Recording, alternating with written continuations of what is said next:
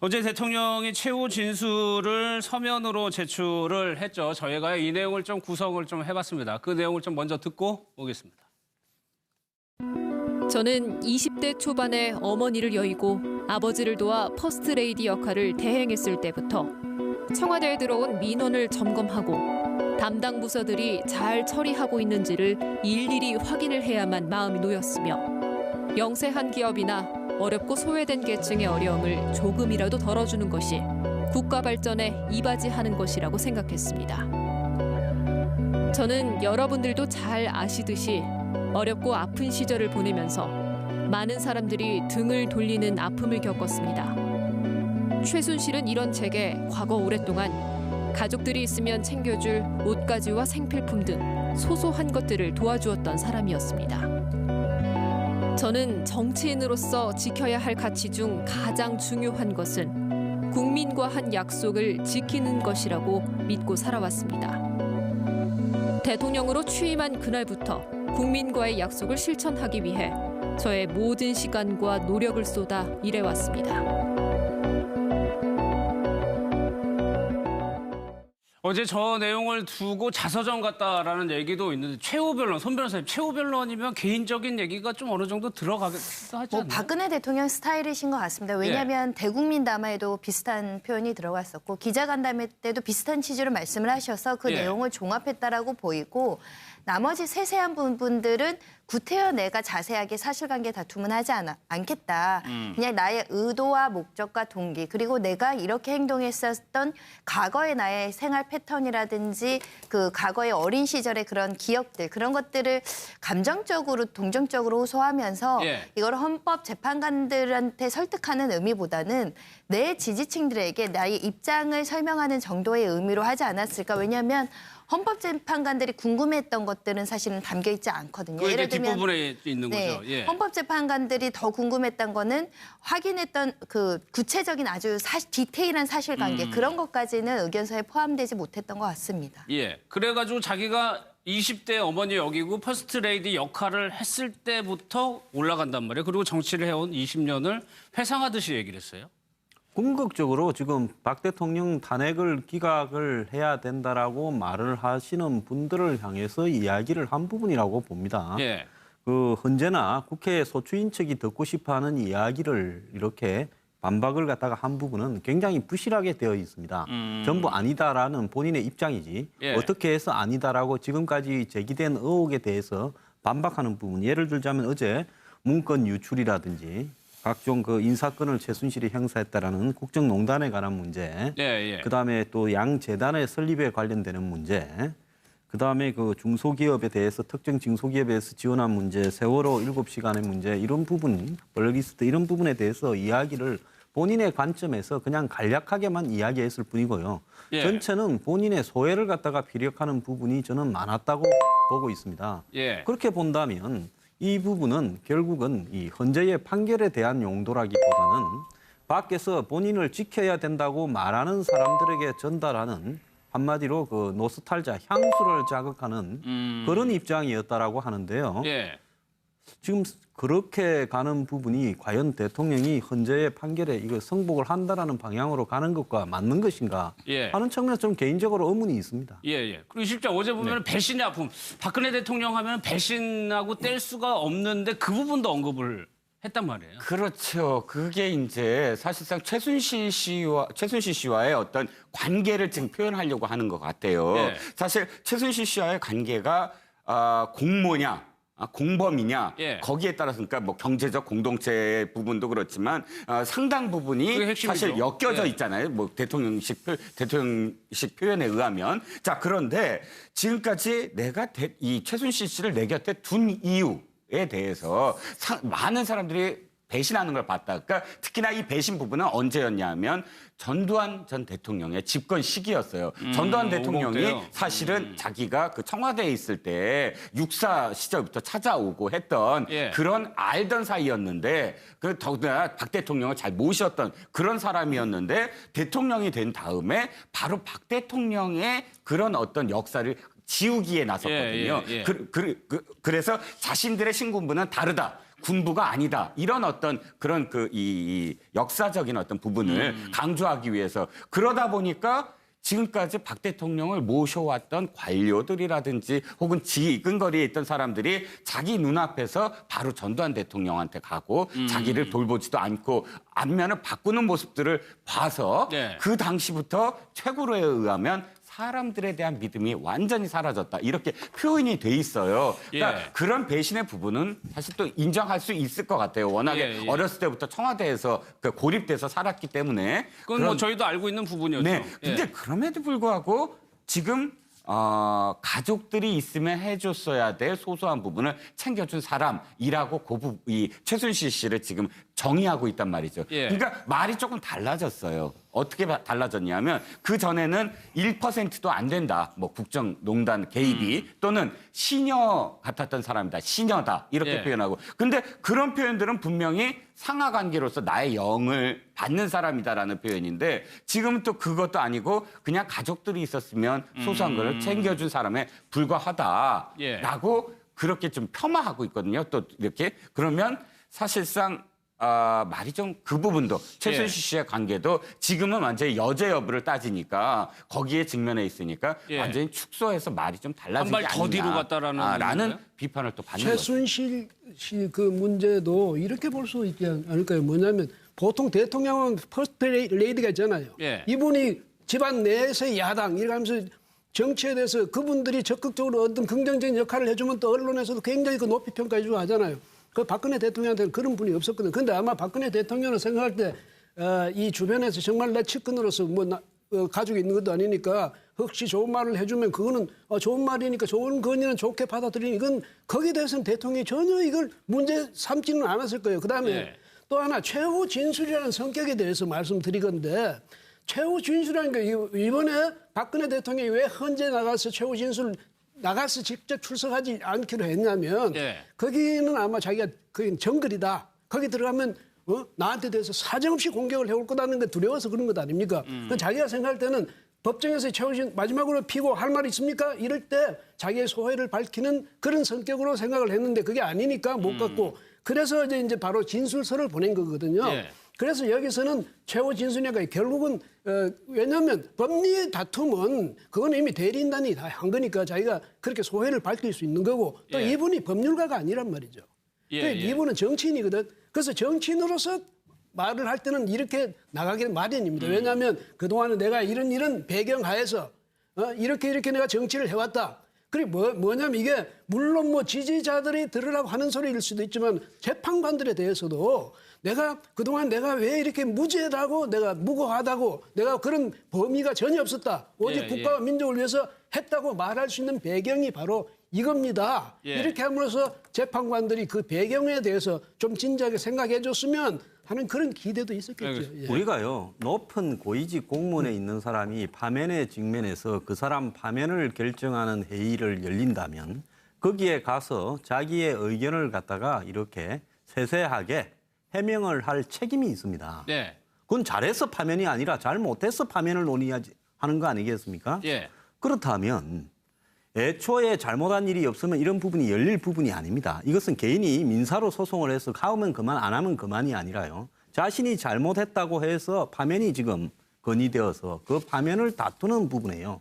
한 나라의 대통령으로 근무했다면 거기 가서 그 파면에 대해서 성복을 하든지 안 그러면 그 파면 내용이 잘못되었다고 본인의 네. 입을 통해서 가장 본인이 한 행동은 본인이 잘 아실 거 아닙니까? 그러면 그 자신의 입을 통해서 그 내용을 반박을 하든지를 해야 되는 것은 저는 의무라고 봅니다. 알겠습니다. 이런 식으로 이 최종적인 부분에 헌재까지도 나아가지 않는다. 예. 자, 검찰을 누가 임명했습니까? 검찰 고위직을 전부 대통령이 자신의 임기에 임명했습니다. 특검을 누가 받아들였습니까? 대통령이 수용했습니다. 헌재 재판관들도 상당수를 본인이 추천하고 그랬습니다. 그랬죠. 그리고 본인은 예. 그 헌재에 의뢰해서 한 정당을 해산시키기도 했습니다. 그렇다면 그 헌재에서 열리는 본인의 파면에 대한 어떤 심판에는 본인이 나아가서 한 번은 그 부분에 대해서 입장을 이야기를 하는 것이 저는 의무였다고 보는데요. 예. 국민들이 대통령의 이 최후 변론 내용에 있어서 문서로 된 남이 대독한 내용에서 최순실이 소소한 개인사를 챙겨줬고 옷가지를 챙겨줬고 이런 걸 알고 싶어 하겠습니까? 전혀 알고 싶어 하지 않습니다. 그다음에 어제 대통령이 이야기한 부분에 있어서 의혹에 대해서 본인이 지금까지 제기된 의혹에 대해서 논리적인 공박을 한 내용은 거의 없다고 저는 보입니다. 그런 어떤 부분에서는요. 대통령으로서 한 나라의 책임을 졌던 부분답게 당당하게 나가서 왜 그 부분을 갖다가 이렇게 이 피력해야 될 의무를 회피하는가에 대해서는요. 알겠습니다. 저는 대통령이 자각을 해야 된다고. 나가서 말하는 것도 의무입니다. 알겠습니다. 인사 추천 관련해서도 조금 입장이 미묘하게 조금 변화가 됐는데 그 부분도 좀 한번 비교해서 좀 들어보겠습니다. 그동안 최순실은 제 주변에 있었지만 사심을 내비친 적이 없어서 제가 최순실에 대한 믿음을 가졌던 겁니다. 돌이켜보면 저의 그런 믿음을 경계했어야 했다는 늦은 후회가 듭니다. 제가 최순실에게 국가정책 사항이나 인사와 외교 관련 문건을 전달해주고 최순실이 국정을 농단하도록 했다는 주장은 전혀 사실이 아닙니다. 무엇보다 인사에 대한 인사권자는 대통령이고 그 책임도 대통령의 몫입니다. 일부 공직자 중 최순실이 추천해서 임명됐다는 이야기가 있지만 그런 사실은 없으며 그 어떤 누구로부터 개인적인 청탁을 받아 임명한 사실이 없습니다. 인사를 할 적에는 이제 가능한 한 하여튼 많은 청거를 받아서 거기서 최고로 그 일을 잘할 인사를 당연히 찾게 되잖아요. 그러면 이제 정식 공식 라인에서 오는 것도 있고 또 이제 그런 수요가 많이 있을 때는 또 다른 사람도 얼마든지 추천은 할 수 있어요. 인사는 한두 사람이 원한다고 청구한다고 해서 될 수 있는 시스템이 전혀 아니거든요. 문화 쪽이 좀 있었죠. 그렇다고 해도 거기서 추천을 했다고 해서 되는 건 아니고 추천할 수는 있죠. 그러나 이제 그것도 검증이라는 과정을 거쳐서 되는 거지. 박범계 더불어민주당 의원 연결해서 어제 헌재 좀 재판정 분위기 좀 알아보겠습니다. 의원님 안녕하십니까? 예, 안녕하세요. 어제 최후 변론이 진행이 됐는데 실제 재판정 분위기가 어땠습니까? 한 6시간이 넘는 변론이 최종 변론이 있었는데요.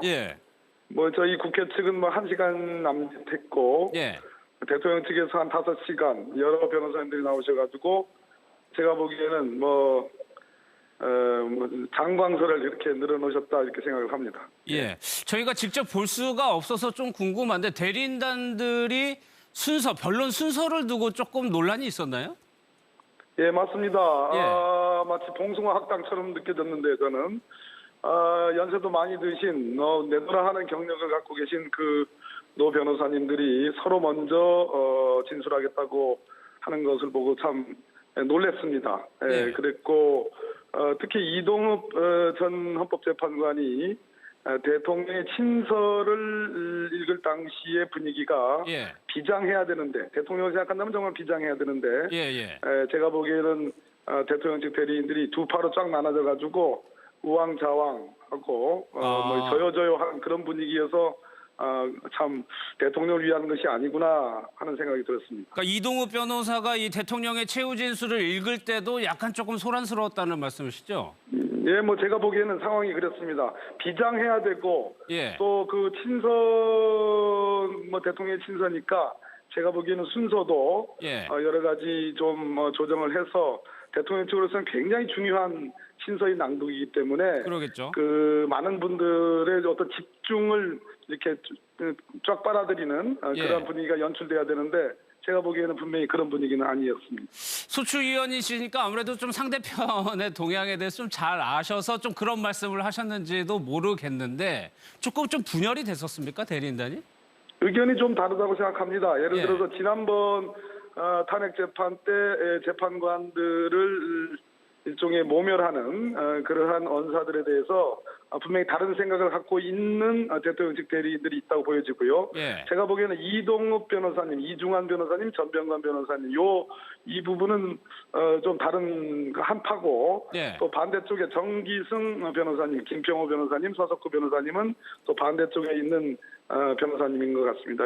소위 각자 대리라는 걸 하는데요. 그 각자 대리라는 게 뭐냐면 각각 자기 나름대로의 대리를 하는 겁니다. 그러니까 대통령이 적어도 본인의 대리인들이라면 불러서 어떤 통일적 기준과 조율을 했어야 되는데 그것이 빠져 있다는 느낌 그렇습니다. 그렇다면 뭐 다른 얘기 법리적 논쟁에 대해서도 반박이 분명히 있었을 것 같은데 대리인단이 주장하는 거예요. 그 부분에 대해서는 어떻게 생각하세요? 크게 두 가지. 하나는 헌법 질서를 파괴할 정도는 아니다. 다소 예. 잘못이 있다 하더라도 이런 건데요.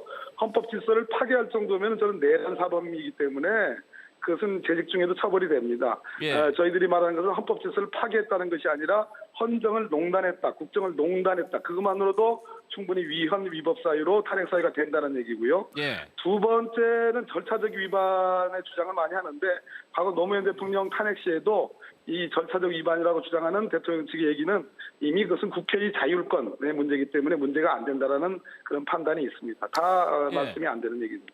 그리고 권성동 위원장도 최후 변론하면서 좀 울먹였다는 보도를 봤는데 글쎄요. 국회 소추위원 쪽인데 왜 울먹였을까요? 권성동 위원장은요? 아무래도 그렇지 않겠습니까? 과거 이명박 대통령 때 법무비서관을 하신 분이고 예. 또 박근혜 대통령 이 정부 하에서도 뭐 소위 친이계긴 하지만 여러 요직을 거치면서 일종의 이제 주목을 받은 정치인인데 예. 법사위원장으로서 탄핵 소추위원을 하는 그 감회가 제가 보기에는 남다를 거라는 생각이 들었습니다. 울먹인 것 뒤에서 보니까 저 역시도 참 우리가 위중한 상황에 지금 닥쳐 있구나 하는 생각을 가져봤습니다. 알겠습니다. 헌재와는 별개로요. 특검법 연장안 황교안 총리 권한대행의 탄핵안 지금 국회 민주당 입장에서는 어떻습니까?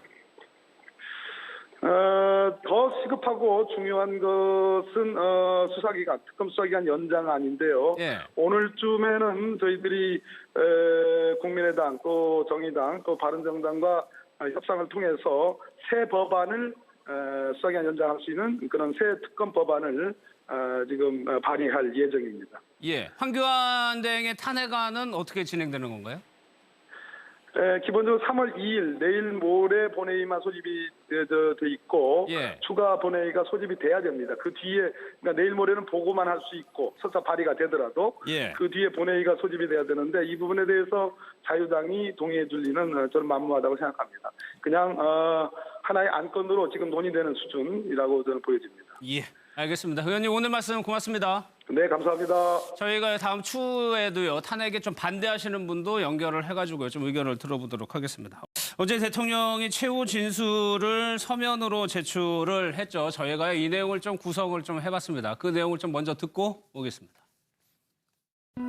저는 20대 초반에 어머니를 여의고 아버지를 도와 퍼스트레이디 역할을 대행했을 때부터 청와대에 들어온 민원을 점검하고 담당 부서들이 잘 처리하고 있는지를 일일이 확인을 해야만 마음이 놓였으며 영세한 기업이나 어렵고 소외된 계층의 어려움을 조금이라도 덜어주는 것이 국가 발전에 이바지하는 것이라고 생각했습니다.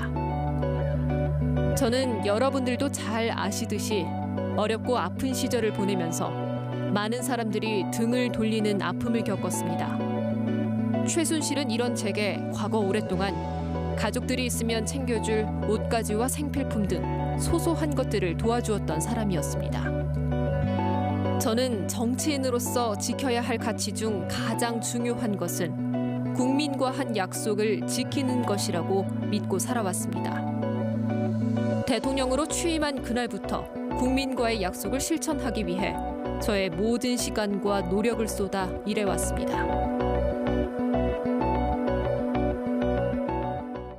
어제 저 내용을 두고 자서전 같다라는 얘기도 있는데 최후 변론, 손 변호사님 최후 변론이면 개인적인 얘기가 좀 어느 정도 들어가기도 하지 않나요? 박근혜 대통령 스타일이신 것 같습니다. 왜냐하면 대국민 담화에도 비슷한 표현이 들어갔었고 기자간담회 때도 비슷한 취지로 말씀을 하셔서 그 내용을 종합했다라고 보이고 나머지 세세한 부분들은 구태여 내가 자세하게 사실관계 다툼은 하지 않겠다.